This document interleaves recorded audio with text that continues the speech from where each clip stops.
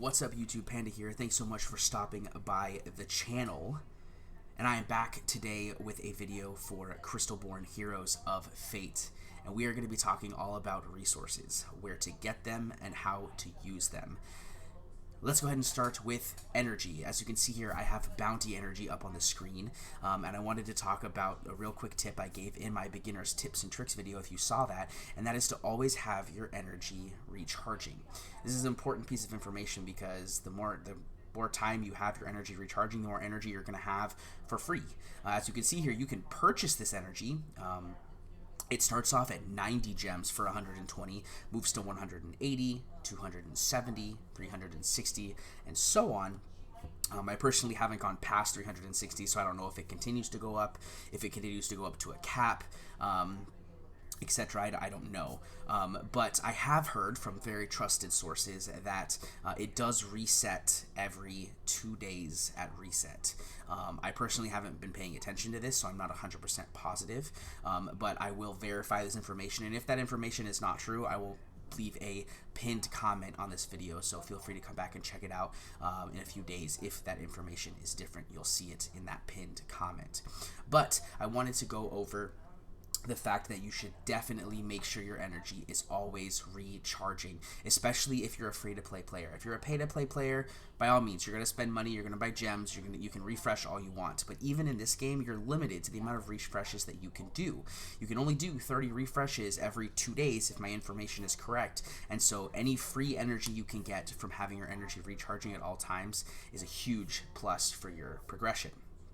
So, one more little tip about energy, and that is if you do Guild Conquest, which is this purple energy here, and when you do Guild Conquest, you actually will get roughly 3 to 9 bounty energy every time you complete a Guild Conquest encounter.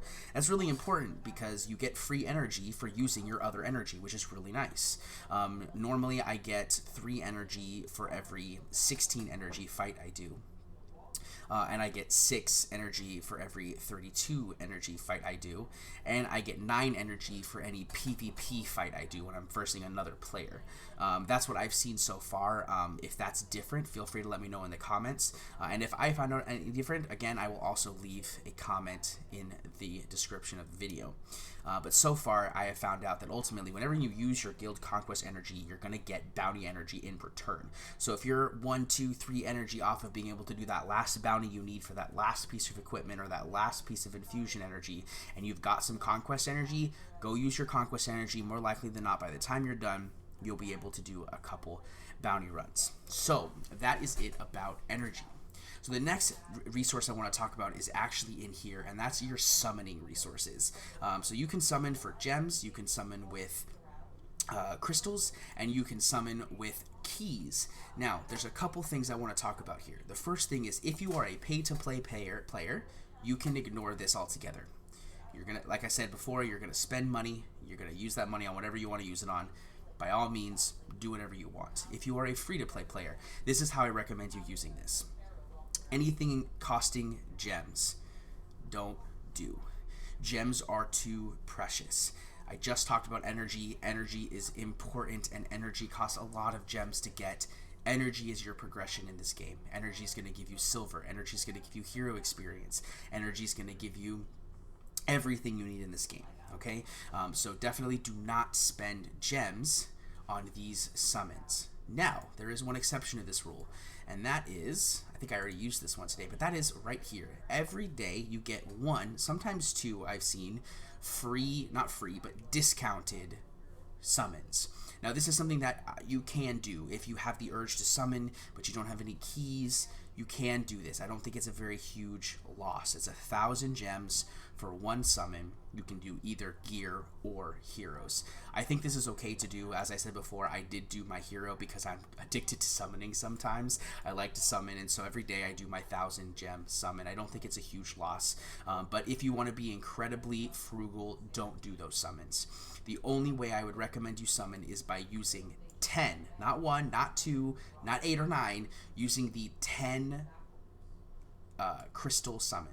Okay, these things. You want to use 10 of them at a time. You get them for free in the game by playing. You get them from your guild, okay, from achievements, things like that. Only do the 10. And the reason why is it says it right here. You get an epic guaranteed when you do these 10 times 10 summons. Okay, when you do these times 1 summons, you're not guaranteed an epic. You could get 10 rares. You could get 10 legendaries, but you're probably going to get 10 rares. You're not guaranteed that that epic or that legendary. But here, you're guaranteed at least 1 epic, and that's really important. When you do the gear, you're also guaranteed 1 epic. So it's very important that you only use the keys when you have 10. The only thing that changes with this information is if you have an ultimate key or an ultimate crystal, only because these can only be summoned in singles. So if you have an ultimate key or an ultimate crystal, feel free to just summon those at will. Okay. The next piece of information is about all of the stuff that you can find in here, in this top little part right here. Okay, you've got your salvage, you've got your hero experience, you've got your crystals. Your silver. Okay, you can get all of this stuff from farming stages in the battle areas. Okay, you can also get this from your guild.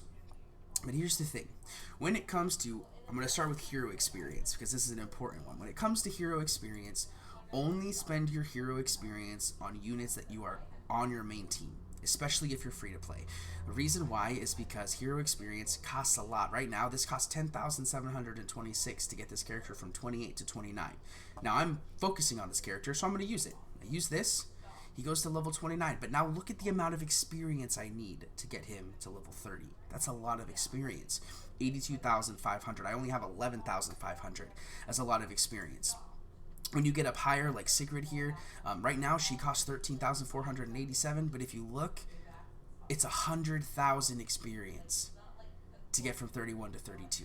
Okay, she just only needs 13,000 to get the rest of the way because I've farmed quite a bit of experience on her so far. So when you have this hero experience here, okay, only focus it on heroes that you're actually leveling.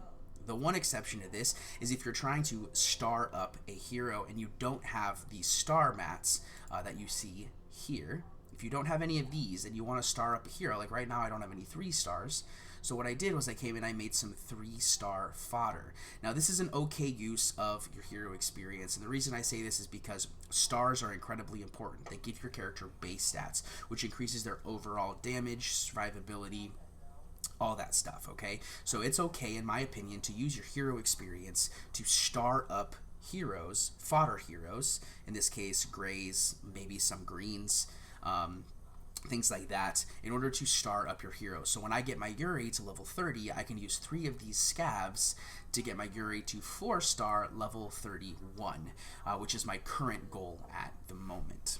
Okay, so that is important for hero experience. Okay, big ones to go for is to aim for that 20, 30, 40, 50 mark when you're right before a rank up. So if you're very close, like I was pretty close to 29, I'm only 1 level away from 30, I felt like it was okay to use my hero experience because I'm really close to another star up, and I have the fodder currently to star up my Yuri when he gets to level 30.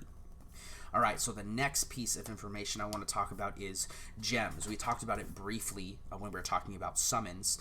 Gems are probably the most important resource in the game, simply because without gems you can't get energy, except passively of course, and without gems you can't really do a lot of stuff in the game. Now, gems you can get from a number of various ways. You can get them from purchasing in a store. Okay, like I said, if you're pay to play, and you want to spend money on this game, great, go ahead and do it. I did spend $5, and I got 20,000 gems, and the rest of these gems were all free to play. So you do get a decent amount of gems from free to play, but if you want to purchase gems, you can. That is one way to get them. Another way to get them, and probably the biggest way to get them, is from your guild. In here you get a daily gift. Sometimes it can contain gems. Also, when anyone else in the guild purchases stuff in the game with real money, they send a gift to the guild, and you can collect that here. So if I go over here to my chat and I come down to my alerts, you'll see I actually have a couple alerts and things that I can collect. And as you can see here, I can collect 50 gems. And if you scroll up further, I could collect it disappeared. But you saw there for a second, I could collect 250 gems. So you can get gems that way. It's actually a big source of your gem income is from your guild and them purchasing things. Or from the guild conquest. When you take over certain nodes, you'll get gems as rewards. Gems are very important. Again, I would recommend not using them for summoning, except for maybe the 1,000 pull a day. That's probably about the limit of using them for summoning that I would do. I would mainly use them for refreshing your energy to get more progression. So next, I want to go back to this hero page, and I want to talk about the next resource on here. We talked about hero experience. Now I want to talk about silver. Now silver is, at the moment, the hardest wall for me and most of the other players that I'm currently playing this game with. The reason why is because stuff in this game costs a lot, and I mean a lot of silver. And I'm going to show you one example. If I come over here to my Sigrid and I go to her skills, I've already leveled up this second skill, right, to level 2, and I want to level it to level 3. I have the books. As you saw, I have 17 legendary books. It costs 2 books, and it also costs 1,000,000 silver. And as you saw, I have 332 silver. I can't afford that. That's a lot of silver. Also, when you actually rank up a hero, it costs a lot of silver as well. In fact, for a while there, I was stuck at level 30 on both these units because I just didn't have enough silver. Silver is the biggest thing in this game. That's the biggest bottleneck. Okay, and my advice for that is to only use it very sparingly on the units you plan to take and be on your main team. So for example, my team currently, my main team is Sigrid, Zora, Yuri, Remedy, Mara, and Arya. And the main reason why is because they all work very well together with different buffs, debuffs, heals, survivability, and I personally just really like all of their character designs. That's the most important piece, okay? But that's my main team. As you can see, I was using Nyx, right? And everything I put into Nyx at this point is basically wasted resources. Now, is it wasted? No. Eventually I'll use Nyx again in the long run, but it hurt me a little bit before I pulled Arya and decided that she was better for my team. But because I decided she was better for my team, I was willing to invest the silver and the hero experience and the fodder to get her to roughly on par with the rest of my team. So there's a couple different places that you can farm silver. The first is from selling your gear. Let's get rid of that. If you come in here and you go to some gear on this tab here, I can sell a piece of gear. We'll just click a random piece. Let's pick a piece that's not equipped, and I can click sell. And as you see, this one actually doesn't give me silver. Awkward. We'll just do select all. And if you sell, you'll see that you get 60,340 silver. Now I'm selling 261 items. Guys, it's not good. You're not going to get a lot of silver from this, okay? I definitely don't recommend doing this for the extent of getting silver. If your goal is to get silver, that's not the way to do it, okay? The way to do it is a couple different things. One, you can farm it in campaign. You can go to the highest node that you're able to do, so I could come over here to 5 hard, and I could farm 5, and you're going to get silver. If you look over here, it actually doesn't show silver as a reward here, but you can get silver from killing stages, okay? That's one way to farm it. In my opinion, your best source of silver is actually going to be from the bounty board. There's a couple ways. One, you can get it from the guild conquest bounties. If you come over here, you can do a light and dark only stage, and you can use bounty energy to farm this. And you see you get different levels of silver as you go up and up and up. The problem here is that this requires you to use only light and dark units, and at the moment, I have none of those.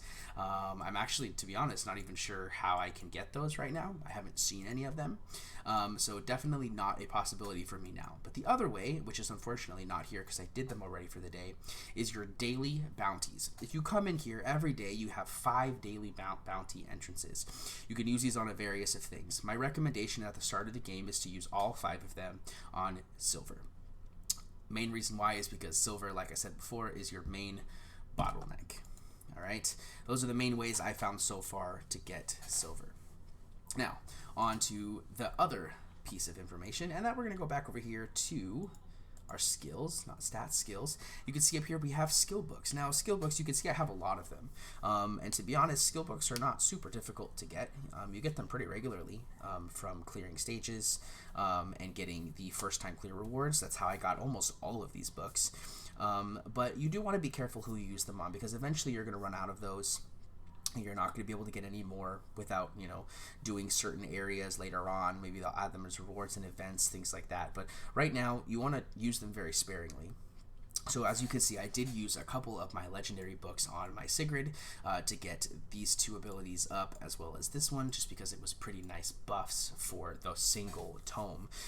But you want to be careful on who you use them on. And I'm going to show you one example of a really good unit to use these books on. So I have Mara here.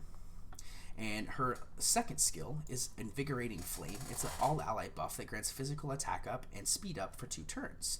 Now, it seems like it's a really good skill. However, before you get it to level 3, it only does physical attack up. It doesn't do speed up. And in my opinion, I felt like speed up was incredibly important. The speed is probably the best stat in most of these games when you play them. So this was a very good investment for me. If I go to Arya over here, she has a very similar skill. If I come over here, this skill right here, Divine Intervention, is an all-ally buff that heals for 95% of energy attack, grants damage reduction for 2 turns, and cleanses a random debuff. When you get it to its 3rd upgrade, it gains 8 mana. Well, it costs 8 mana, which makes this skill free. Now, this was incredibly worth it for me because gaining 8 mana and only spending 8 mana is huge. Now, I will eventually get it to level 5 because, as you can see, at level 5, you gain 10 mana, and it reduces the cooldown of all allies by 1, which is huge because you're getting mana gain, and you're reducing cooldowns of other characters, including your DPS and other buffers and things like that. So definitely look for skill ups that give you big gains in power before you use your skill books. Also, of course, don't put skill books in characters you don't plan on using. Like I don't currently plan on using Dendar. I don't think he's a very good unit personally, but I haven't played with him, so if it's different, let me know. Maybe he's a really good unit. I don't know, but I personally don't plan on using Dendar. Okay. Also, I would recommend before using skill books, use duplicate characters because you can use duplicate characters as skill ups unless you plan on using more than one of that character in a single lineup. Alright, the last piece of information is actually still back in here, and that is for Infusion Materials. So if you come down here, you have your Infusion Materials section. As you can see, I'm almost to level 4 on my Infusion for Sigrid, and you need to farm all of these materials in order to infuse your heroes. Now this is important because in Infusion, as you can see here, unlocks pieces of gear. When you get to Infusion level 2, you get I think it's like a necklace slot. Infusion 3 gives you the gloves, and Infusion 4 gets you the belt. And as you go up higher and higher, you get health, you get attack, you get health, you get defense, right? So obviously going above 4 is worth doing because you get all of these stats along the way. But getting to finishing level 3 is probably the most important, so you have access to all of your gear slots. Now, in regards to Infusion Materials, you can farm these resources in your bounty dungeons, which you've probably already seen.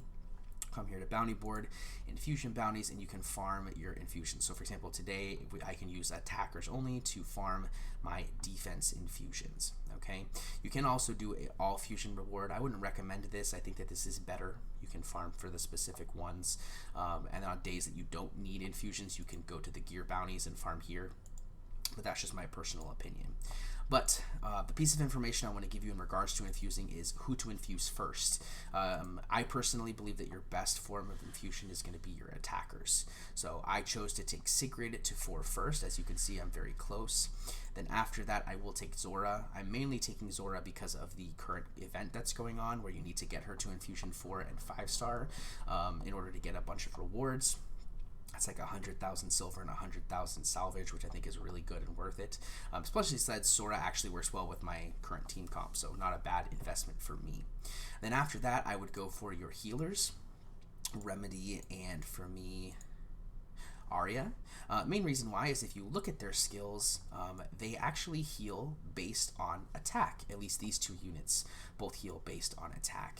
And because of that, getting them up as high as possible with their base stats, as well as unlocking the gear slots to get more base attack, right? So if I come over here, I can look at and find a piece of gear. Let's find one. Here we go, that has attack % on it. That's a very huge bonus for me because it's going to increase both the damage of that character and the healing of that character.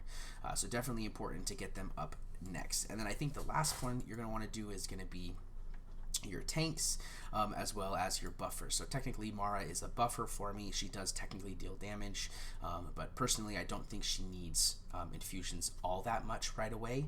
Obviously I want to get everyone to infusion 4 to unlock that gear slot. For her, I just want her to be super fast so that she can get her buff off here.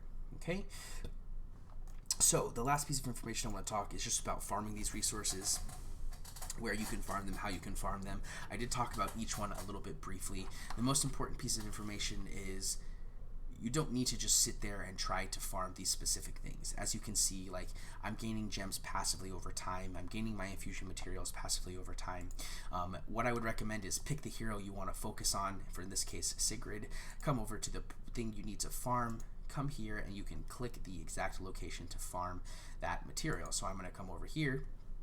I'm going to go into the place I farmed this thing, and I'm just going to let it farm. I'm going to put it on auto repeat, and I'm going to let it farm. And that's super important.